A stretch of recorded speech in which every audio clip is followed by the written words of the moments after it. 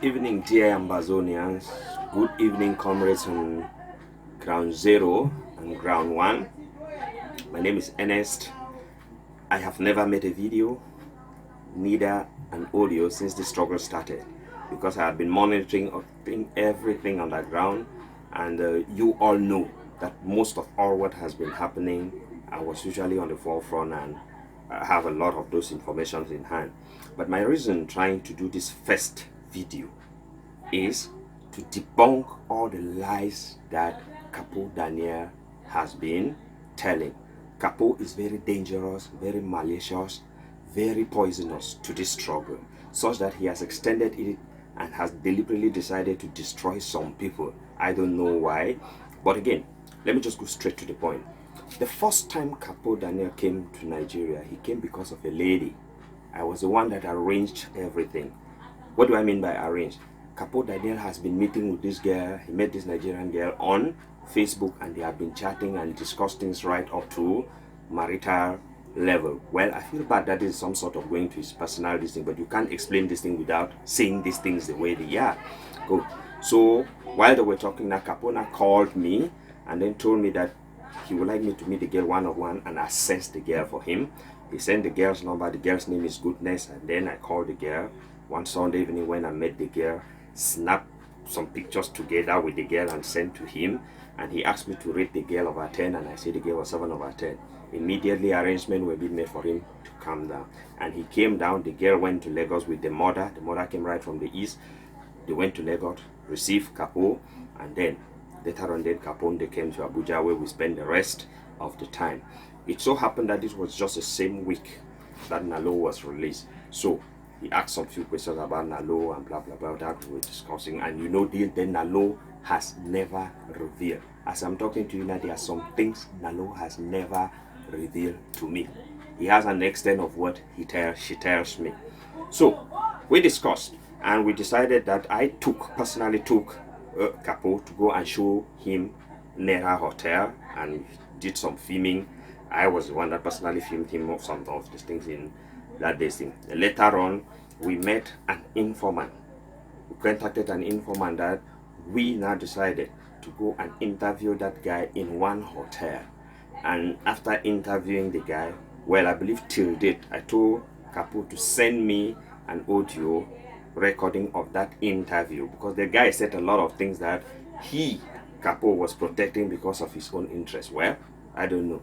He refused. If Mr. Christopher Hans, I think that our white brother, the white ambassador in Germany, remember, I complained to him that we did some investigation and Capo refused to reveal them out the way they were, and has refused to give me a copy. But that notwithstanding, you know, I let it.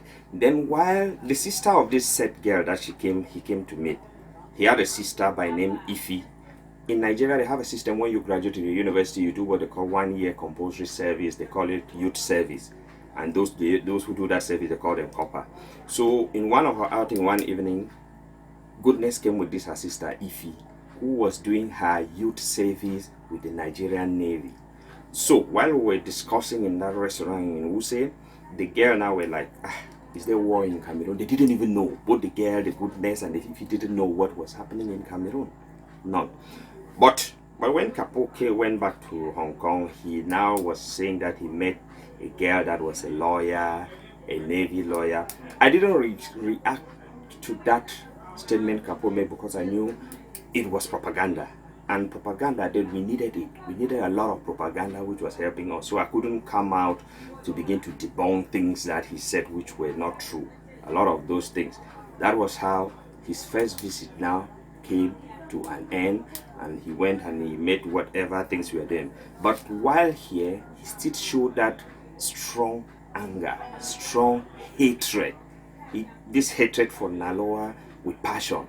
I realized it, but I kept playing with me, because I'm a very intelligent person. And when it comes to information management, I don't think I can beat my chest that I'm among those who can manage information in this struggle. So that was how his first coming here ended. When he was doing all those things, presenting videos and telling all types of lies.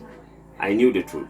But what I wanted Amazonians to know is that Nobody should think that this guy had so much interest in this August so that he would use his money and come to Nigeria to do an investigation. No, it was just like you use one stone to shoot two birds, which is okay. Which is okay. I'm not against that. But he shouldn't make people understand that he packed his bags from Asia and came to Nigeria to do any investigation. That is a lie. He came to meet a girl by name Goodness. I still have the contacts of the girl, and you know, the sister Ify, they are all on ground. So thanks, and I will continue with part 2 of his second coming to Nigeria. Thank you very much. Dear Ambazonians, I'm coming now on part 2 of this audio. Part 2 concerns the second coming of Capo Daniel, which now might take me a little bit of time, a little bit of explanation, but I will try to be brief as possible. The second coming, Capo Daniel never came to Nigeria the second time because of any investigation. No. The reason why Capo Daniel came to Nigeria was to get married.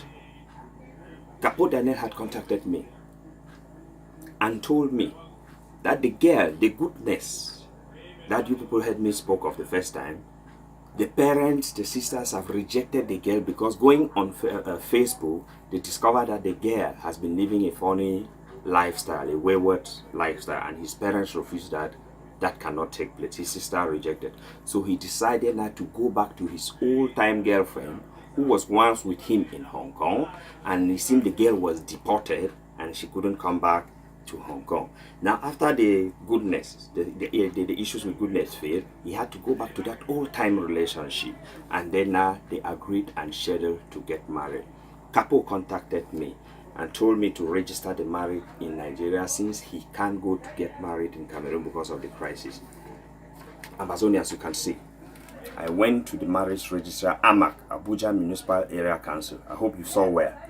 If you see the name there, you will see Emmanuel Ndong. That is Capo's name. And you see Olga, Lilia, and the rest. That is the lady's name. I went and registered the marriage in AMAC. They paid the fee, and the date for the wedding was scheduled on the 13th of that is 13th of August. You can see the date. You see it very well.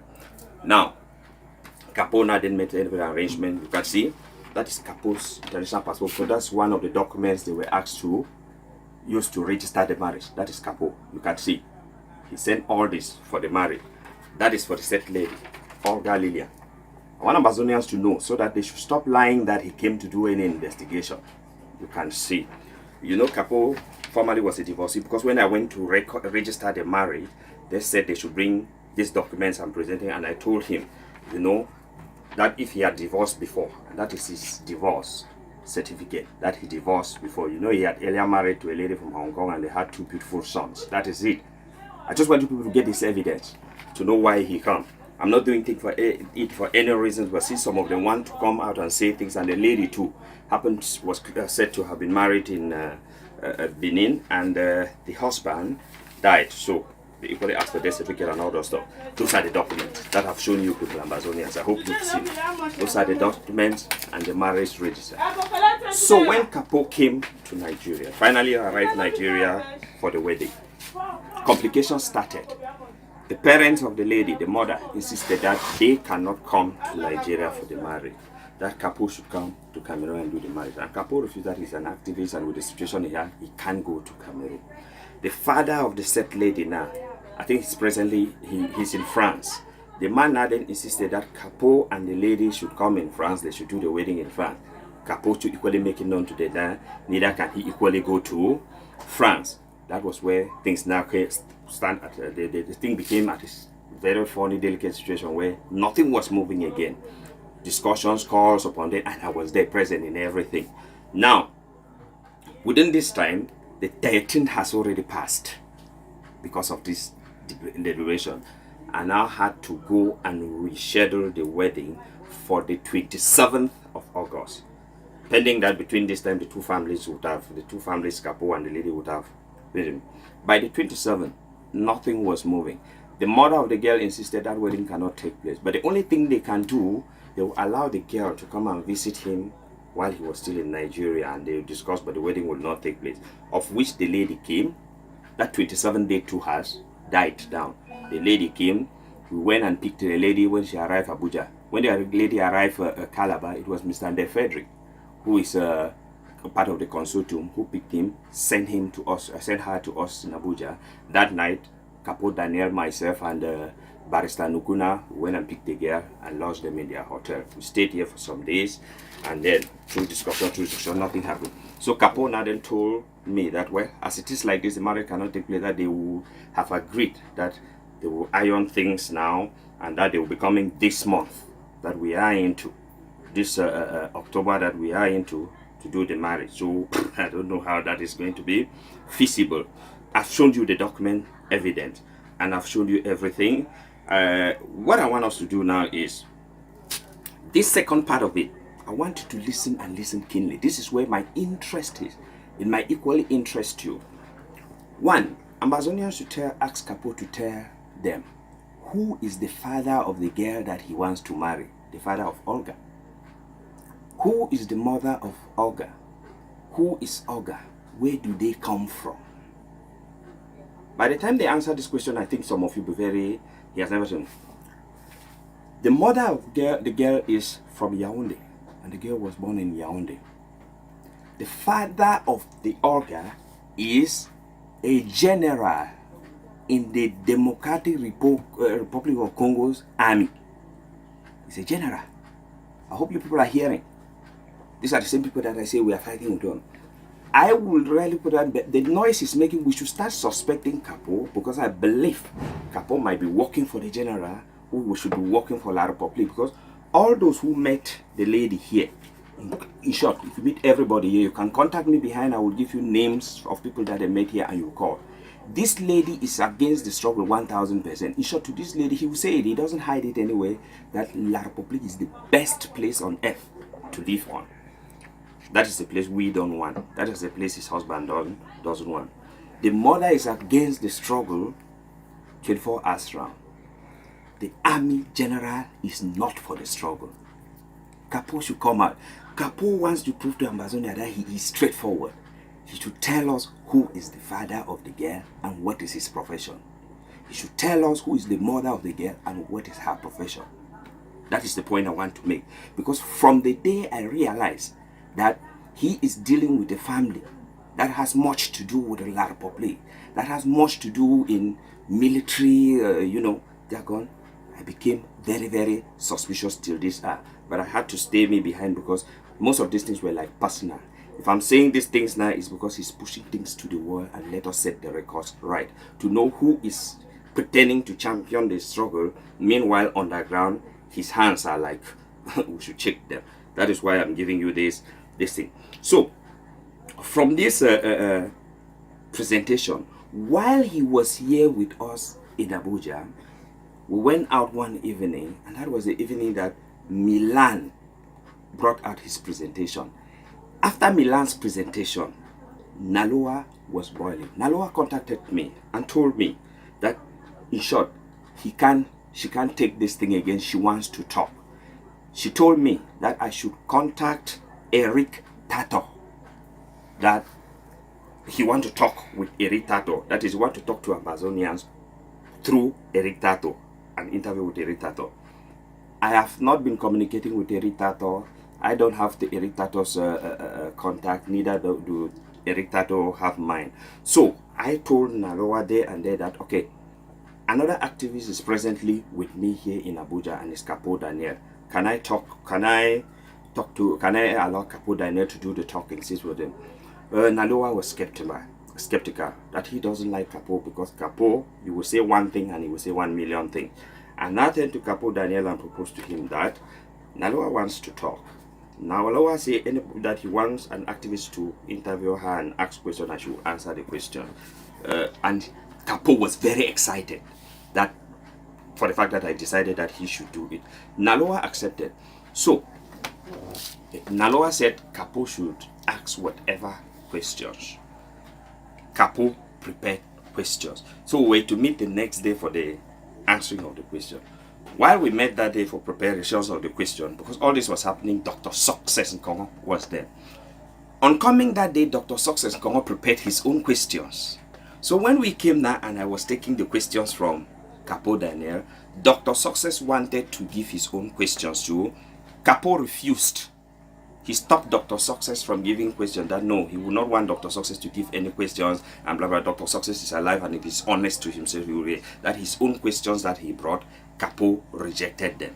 So when we took the question, I sent the question to Naloa. Naloa even sent some other question to give to Capo to ask her. That Capo should ask her those questions. That's to tell you how much she wanted to talk. That same day, that same night, when we were to do the interview the next day, Naloa received some calls and they pleaded to her that she should not talk. Out of anger, she should not talk. She has been quiet for months. She should still be quiet and manage everything. So, Nalo told me to tell Success. So when I told Dr. Capo was very bitter. Capo was very annoyed from that day. Say, whether Naloa likes it or he doesn't like it, Naloa must talk. That she will do everything. He, Capo Daniel, will do everything, including sabotage, to make sure that Naloa talk. I told her that, but this lady on her own decided to talk. And if he has received instructions for some quarters not to talk, I think you can equally bear with her. So Naloa gave an option that I should take Capo to the lawyer Abdul, that you all know. And the lawyer will answer those questions that they've stopped her from questioning. But Naloa gave me a warning. For me to take Capo to the barrister, I should make sure that there is a third party, because he doesn't trust Capo. So I gave some names to Naloa. Can I go with this person, with this person, with this? So when I finally called Barrister Nuku Nazemkwe, Naloa said, yes, good, I can go with Barrister. I immediately called Barrister. We called Barrister Abdul. Then we met in Barrister Abdul's office and these questions were asked. He answered most of the questions. Then to some he withdrew. Some he was very technical. So in course of that discussion, a name was mentioned, Tatasen.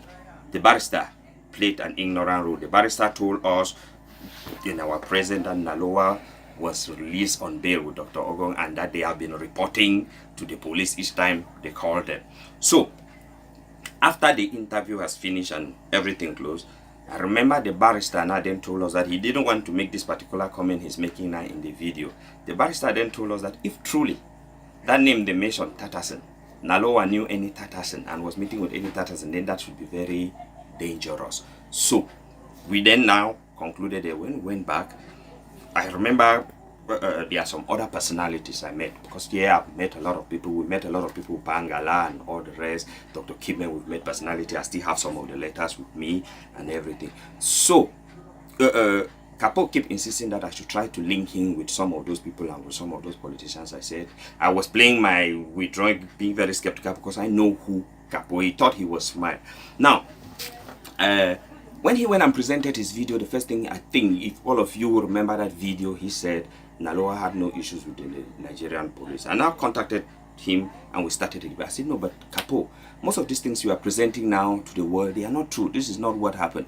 He told me that he will do everything, including lies, to force Naloa to talk. And I told her that now, but that is not fair. It cannot be, in short, things should not be done that way. Let this girl has said he can't talk and he has given reason. If you look at this, are most of the chats that we had, he told me, if you look at this chat, he told me, and I forwarded all the chats to Naloa. I forwarded everything. He said he will do everything, including lies, to make sure that Naloa talk. You can see the discussion. See, I did. This is how the discussion with Dr. Success. With this thing. He say to Naloa, she owes the people her story unless they can. You get it? He say she will do everything. He will do everything, including lies. So when I then stopped him, I said, no, but that is not fair. That's being callous. That's being malicious. That's being evil. In short, you are more than a poison. He then told me that his father, after his presentation, was arrested by the gendarmes. He then accused me whether is he not sure that I'm the one that arranged for the arrest of the father. That's to tell you the type of person he is. The moment you differ with him, he can say anything. Just because I differed with him, he said I organized the arrest of the father. So this is just some of those few things that I wanted us to know, and I've never decided to make these audios because I was silent on other things that, you know, we should be doing, other things that will help the struggle, rather than telling lies. In this process now, Nalowa then called me and told me that I should ask Dr. Success where did he get that story about Dickie Mas that he was going out with one Tatasin. I called Dr. Success and asked if Dr. Success told me that he got the story from one audio from Dickie Mas. Then he then said I should ask that I should tell Capo to ask him to. When I told Capo to ask Dr. Success, Capo now in less than 10 minutes contacted Dr. Success, and Capo now gave me the same answer that Success has given to me. Capo told me that Dr. Success has told him the same thing, that it was from Dickie Mas. I remember that each time we were sitting, Capo was always communicating with Dickie Mas. Then Naloda then tell me to tell Capo that, okay, ask Dickie Mas where did he get that story. I then told Capo, ask Dickie Mas where did he ever get that story, because Nalo refused that he has never known any Tatasin, he has never ever seen any Tatasin, that Dr. Success was even in the food conclave and knew everything and has never seen any Tatasin. He was supposed to be the first person to come out to debunk anything. As I was saying, Nalowa contacted me to ask Dr. Success to tell Capo to ask Success where he got that story that he was dating one Tatasin and this thing. So when I contacted Dr. Success said no, he only got that audio or the message from Dickie Mas. Then now I told Nalowa said, okay, I should tell Capo to ask him the same question. I told Capo asked Dr. Success. In less than 10 minutes, Capo got back to me and told me that Dr. Success has told him the same thing. Dr. Success has told him that he got a story from one Dickie Mas. Then Nalowa then told me that, okay, I should ask Capo to ask Dickie Mas, because I told Nalowa that on many occasions when I was sitting with Capo Daniel, he was discussing and chatting with the said Dickie Mas. So I don't have the contact. He said they should ask the same him. So when I asked Dr. Capo to ask the Dickie Mas, about a day after, I reminded him now, but you have not given me the response from the question we asked you. He told me that, you know, you don't have to take it too harsh on Dickie Mas, you have to take it slowly. Then I asked him, why is it that when I told you to ask the same question to Success, you did it in less than 10 minutes? Why will it not take days for you to ask the same question to Dickie Mas? Are you covering something? As I'm telling you till now, this over getting to 2 months, he has never given me a response to tell us where Dickie Mas got the story. But what baffled us is that when the story came out that there was a Dickie Mas at the food conclave, Capo was at the food conclave. Capo is even the first person to have come out to debunk that story, because he was in the food conclave and there was no person in the name of how do they call it again? Tatasin. Such a Tatasin was never mentioned. So this is how some of us has turned the struggle to a ground where we use it to fight our enemies, to tell lies, to like go deception, to do everything. Personally, I equally condemn in all terms what Capo has been doing to this struggle. I know where he belongs, and I've always told him, but I don't hide my feelings, I don't hide anything.